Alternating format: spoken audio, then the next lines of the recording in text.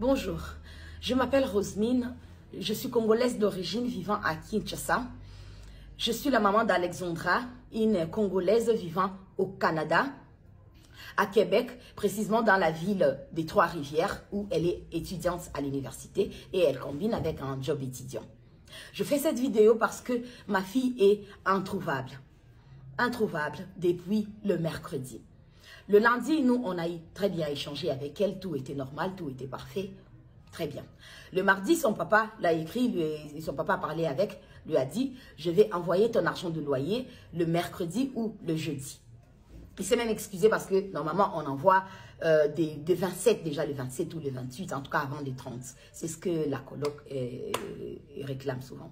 Alors, du coup, le mercredi, on n'a pas eu à échanger avec. Le jeudi, son papa a envoyé l'argent le matin. Et après, il a écrit les messages après. Comme toujours, souvent l'habitude, elle a l'habitude de recevoir et puis dire, ok papa, j'ai reçu, mais là je suis soit à l'université ou je suis à mon job étudiant. Dès que je finis, soit tout de suite après, je récupère ou bien ma journée, elle sera chargée, je vais récupérer demain comme je n'aurai rien à faire. Ça a toujours été ça. Mais il n'y a pas eu de feedback de sa part. Le jeudi, là, quand on a envoyé l'argent. Mais on s'est dit, bon, comme toujours, parfois elle revient toujours et tout à dire, non maman, tu sais, j'étais un peu occupée, j'étais au boulot et tout, et j'avais examen, j'étais à l'université, j'étais tout ce qui va avec. Parce que parfois, vous arrivez à parler directement, quand vous vous appelez ou bien quand vous vous écrivez. Parfois aussi, il arrive, vous savez, avec les fuseaux horaires, vous pouvez laisser un message et la personne vient vous répondre après ou des heures après, vu le fuseau horaire. Alors, le jeudi, Alex n'a pas fait de signe.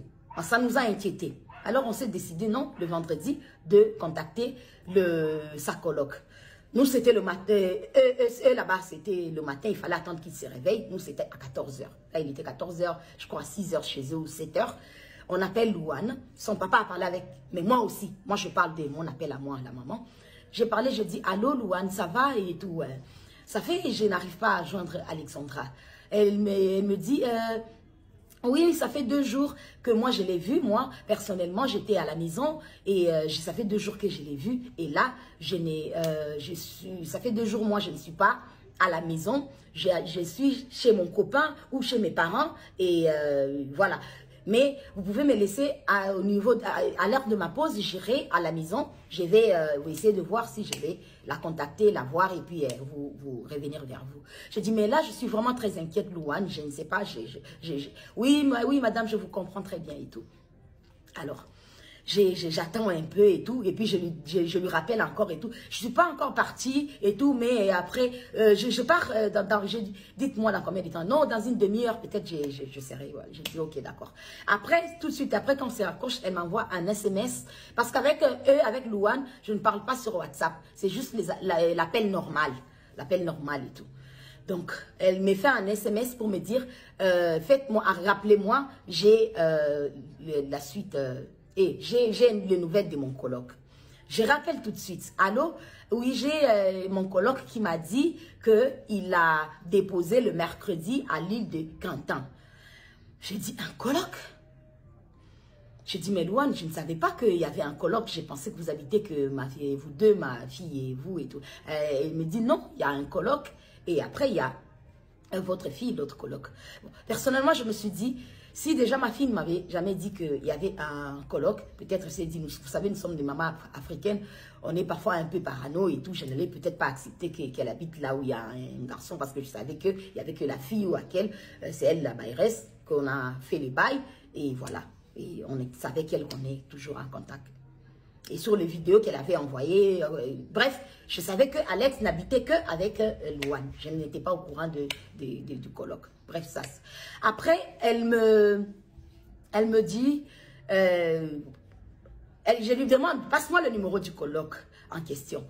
Elle dit non, déjà, je savais qu'il ne va pas vous répondre et tout parce qu'il a travaillé de nuit, il est rentré, il va dormir. J'ai dit, bon, puisqu'il vient de vous donner l'information maintenant qu'il a eu Alex, il a déposé Alex à l'île de Cantan. Donc, je pense que je suis sa maman, je suis inquiète. Il peut aussi me donner la même information comme ça que je puisse parler avec lui. Je vous envoie quand même le numéro, mais je sais qu'il ne répondra pas. Elle envoie le numéro, j'appelle, il décroche pas, il décroche pas, il décroche pas.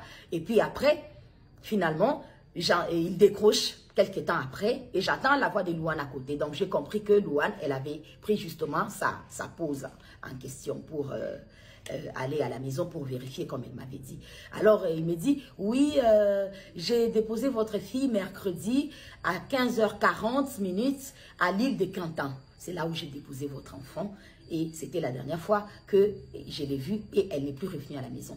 Alors je lui pose la question, je dis, mais comment vous savez qu'elle n'est pas revenue à la maison? Parce que sûrement, vous avez des programmes différents. Vous pouvez aussi être à votre truc, vous pouvez être occupé, elle aussi. Il dit, non, moi je suis des 3h du matin ou des 3h à 3h, je suis plus de temps ici. Donc si elle était revenue, je l'aurais su et tout. Donc, elle n'est pas revenue depuis le jour où je l'ai déposée à l'île des Cantons. Et je me rappelle encore, Louane m'avait dit, pendant qu'on parlait d'abord au téléphone, elle m'a dit, ah tiens, je me rappelle que hier, j'étais venue à la maison, j'ai vu sa chambre, la porte de sa chambre, la porte était ouverte, mais je n'ai pas entendu de bruit, je ne l'ai pas vue elle. Donc, je ne l'ai pas vue elle, la personne. J'ai dit, ah ok, d'accord. Alors, je leur demande, j'ai dit, s'il vous plaît, contactez la police.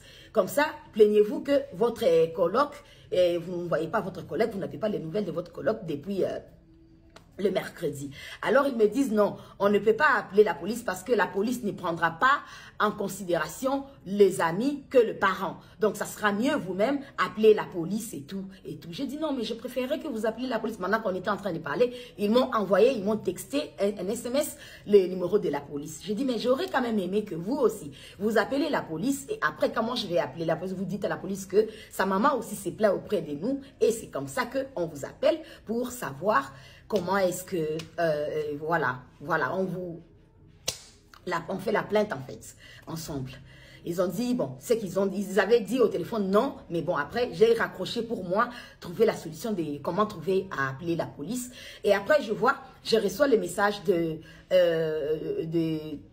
Louane qui me dit, voulez-vous me rappeler? J'ai rappelé directement et tout. Elle me dit, la police est là, on a dû contacter la police. Alors, je prends la police. Et il me demande, eh oui, madame, il pose la question normalement et tout. Quand est-ce que vous avez eu votre fille pour la dernière fois? Comment est-ce qu'elle s'appelle? Donnez-nous son numéro de téléphone, tout ce qui va avec. Et tout. Vous savez tout ce qu'on demande et tout. J'ai tout donné, tout ce qui était comme information et tout ça. Et la police m'a dit, rappelez-nous dans 15 minutes. Ok, j'ai raccroché dans les 15 minutes. Vous savez, une maman j'étais là dans les 15 minutes. Je rappelle dans les 15 minutes et la police me dit, le téléphone de votre fille a émis pour la dernière fois le mercredi à 15h. Alors, je dis, depuis le mercredi à 15h, oui, depuis le mercredi à 15h que ça a cessé d'émettre. Mais depuis tous ces temps-là, elle recevait en fait son SMS, ça faisait toujours des traits, tous les vendredis là en question. Parce que là, quand je sais que je vous parle là où je parle avec la police, c'est déjà genre vendredi à l'heure de chez nous, peut-être à 16h, 17h, 18h, un truc comme ça. Après, je suis restée plutôt en contact avec la police. La police, ils m'ont passé le numéro, appelé le numéro, tel numéro et tout. Ils m'ont donné le numéro. Donc, je me suis mise maintenant avec la police et tout. J'étais là avec eux et tout. Ils ont dit, OK, on commence les recherches. Ils m'ont dit, on est au moins à 40 personnes. On est là et tout, à chercher votre fille, à essayer de savoir qu'est-ce qui s'est truqué, où est-ce qu'elle est, où est-ce que... on est déjà chez elle ici à la maison. On est arrivé. On va prendre, je sais pas. Bref. Tout ce qui est faux pour pouvoir retrouver votre enfant. J'ai dit, ok, d'accord. Je vais attendre qu'est-ce que la police va me dire. Bon, vous savez, je suis une maman.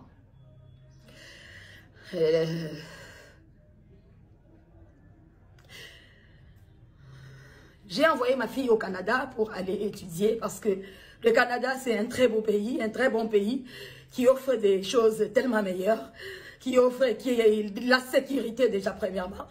Et c'est par là que j'ai voulu que ma fille aille là-bas. C'est mon seul et unique enfant.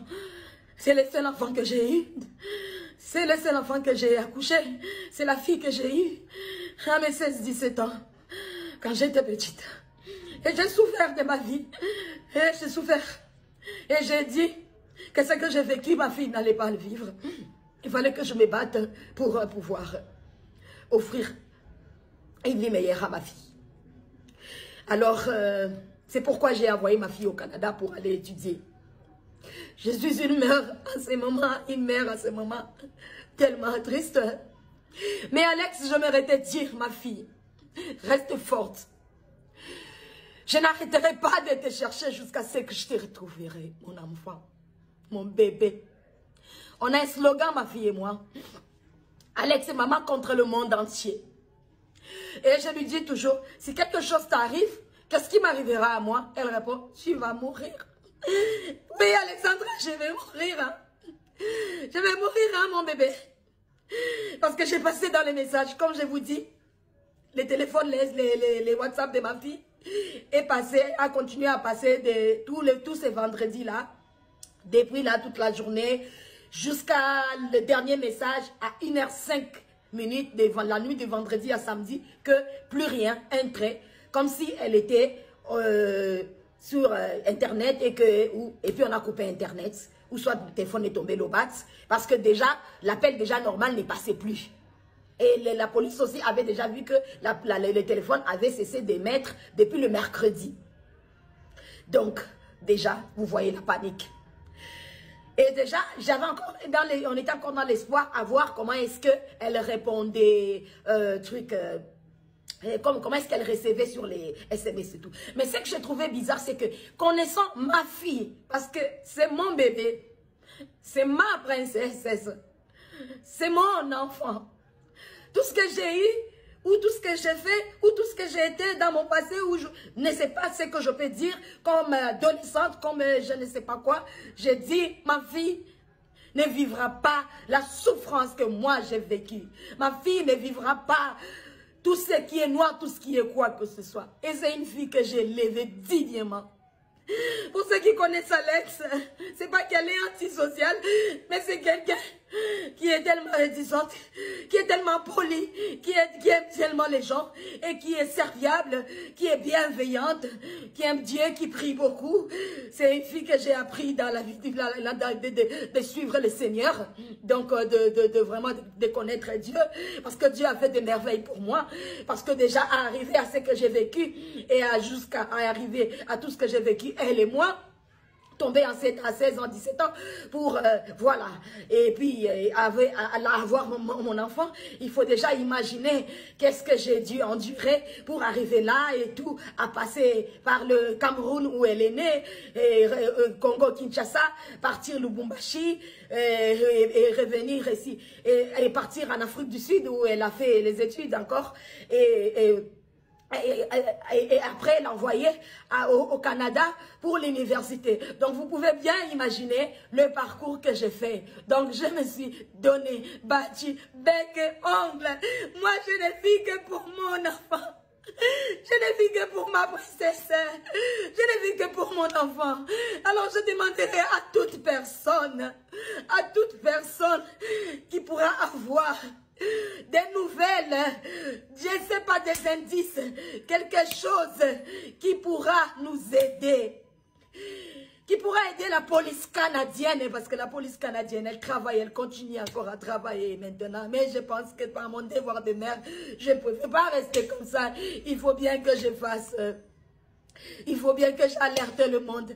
Il faut bien que je ne peux pas rester comme ça meurtri. C'est pourquoi j'ai fait cette vidéo.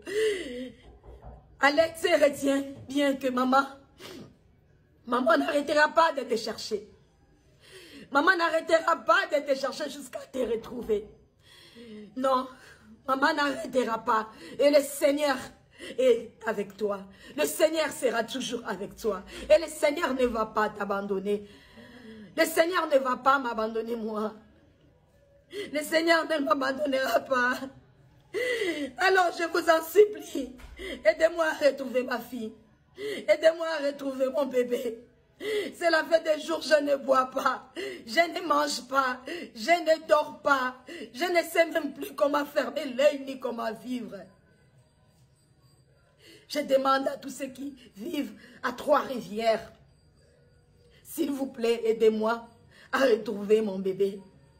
À toute personne qui a des nouvelles d'elle, aidez-moi à retrouver cette fille, cette jeune fille qui est venue au Canada parce que c'est un beau pays, c'est un bon pays qui offre tellement de choses.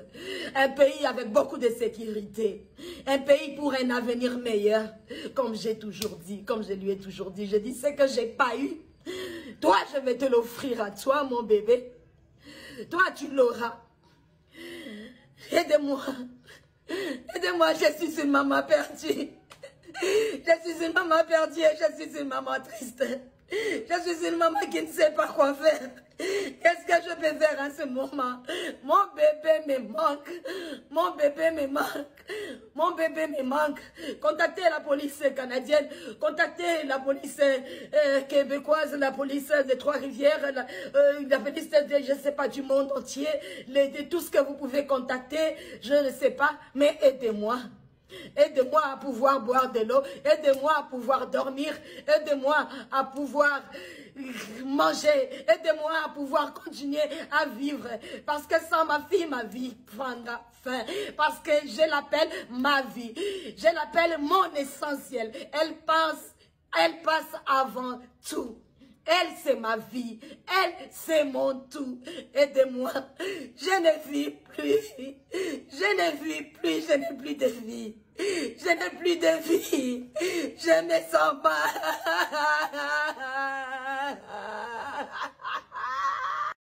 Ah, c'est vraiment à fondre le cœur. La famille, frères et sœurs, peu importe que vous soyez de la RDC ou d'ailleurs, de par le monde, s'il vous plaît, veuillez faire large diffusion de cette information et aidons cette maman de loin ou de près à avoir des nouvelles de sa fille ou à retrouver sa fille. Parce qu'imaginez quelqu'un qui est de l'autre côté du continent et n'a pas de nouvelles de sa fille et puis elle a des informations qui sont un peu discordantes de ses amis, c'est vraiment difficile. Et puis elle vous dit bien, c'est sa seule fille. C'est la seule, c'est le seul enfant qu'elle a pu avoir dans sa vie. Comprenez sa douleur. Partagez la vidéo. Mettez cette vidéo sur vos pages. Mettez cette vidéo sur vos profils, sur vos statuts. Parlez-en à vos amis, à vos collègues. Tout le monde, il n'y a pas de petits gestes. Plus l'information circule, plus les chances peuvent être maximisées pour pouvoir retrouver la fille et remettre la joie dans le cœur de cette maman. En tout cas, nous prions que le pire ne soit arrivé et nous avons vraiment foi que peut-être c'est autre chose, peut-être qu'elle va être retrouvée. Vraiment, faisons large diffusion. Tu sais, si dans la vie, une chose n'était jamais arrivée, vous aurez du mal peut-être à en mesurer la profondeur et la douleur. Mais vous voyez une mère qui parle avec son cœur, qui fait un effort à garder son tempérament pour pouvoir communiquer cette information. Elle a pris 16 minutes pour en parler. Et vraiment, son enfant compte beaucoup pour elle. La police peut bien aider, mais s'il y a aussi une pression externe, la police peut s'activer. Parce que vous savez un peu comment ça se passe ici en Occident. Pour vraiment déclencher des recherches, il faut vraiment qu'il y ait des indices plus ou moins sérieux de la disparition. Bon, je crois qu'ils ont déjà dépassé le délai. Et là, maintenant, on peut considérer la personne comme étant disparue. Parce que je crois que c'est 48 heures. Mais dans d'autres pays, on va vous dire c'est une semaine. Dans d'autres pays, on va vous dire un mois pour que la police s'active à faire des recherches. Mais, en tout cas, moi, à mon avis, déjà avec l'information de la police, le fait que le téléphone a été déconnecté aux alentours de 15 heures, ce qui concorde avec l'heure à laquelle l'autre gars a dit l'avoir déposé. En tout cas, le monsieur devait être aussi, ou le jeune homme devait être déjà le premier suspect, quoi, parce que probablement, il est la dernière personne à avoir été en contact avec la personne disparue. Donc, pour raison d'enquête, pour raison d'information, c'est une personne qui doit être mise à la disposition de l'enquête ou de la police afin d'avoir plus d'informations. Peut-être pendant qu'ils étaient au téléphone, il y a eu, pendant qu'ils étaient en route, par exemple, peut-être la fille a eu un appel téléphonique ou quelque chose comme ça. Donc, il peut être un bon renseignant pour cette histoire-ci par un premier suspect. Espérons que cette maman va devoir retrouver sa fille et avoir la joie enfin rétabli dans son cœur. Ah, parfois, vous voyez, en tant que parent, vous essayez de faire de votre mieux pour donner l'éducation de qualité à vos enfants, leur donner l'accès à des bonnes écoles, à des bonnes universités, mais il y a toujours des situations qui viennent un peu vous déstabiliser. Bon, ce n'est pas quelque chose à décourager parce que même au pays, même partout au monde, les personnes peuvent toujours disparaître. Mais un enfant disparaître comme ça, loin de vous, vous n'avez même pas la possibilité d'intervenir directement, ça fait vraiment mal. Et c'est quand on se pose même des questions, j'aurais dû, j'aurais dû, j'aurais dû. Mais il n'y a pas de j'aurais dû. Dieu est au contrôle. Et nous espérons que vraiment la fille sera retrouvée. Tout ce que nous vous demandons, mes chers abonnés, mes chers internautes, s'il vous plaît, faites-en large diffusion. Mettez cette vidéo sur vos captures. Faites des publications. Parlez-en.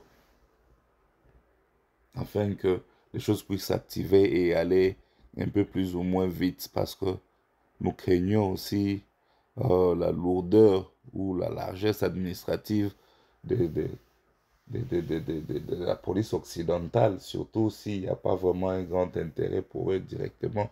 Nous savons comment est-ce qu'ils fonctionnent. Mais avec les gens impliqués, en tout cas, ça va devoir pousser les choses. Et aussi, notre gouvernement congolais au niveau de l'ambassade, ils doivent aussi s'impliquer parce que c'est une citoyenne congolaise qui est disparue.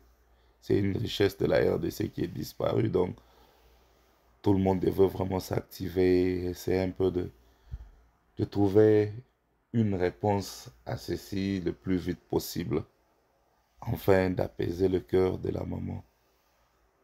Merci beaucoup de nous avoir suivis. Partagez cette vidéo et on se retrouve à la prochaine. Merci à tous.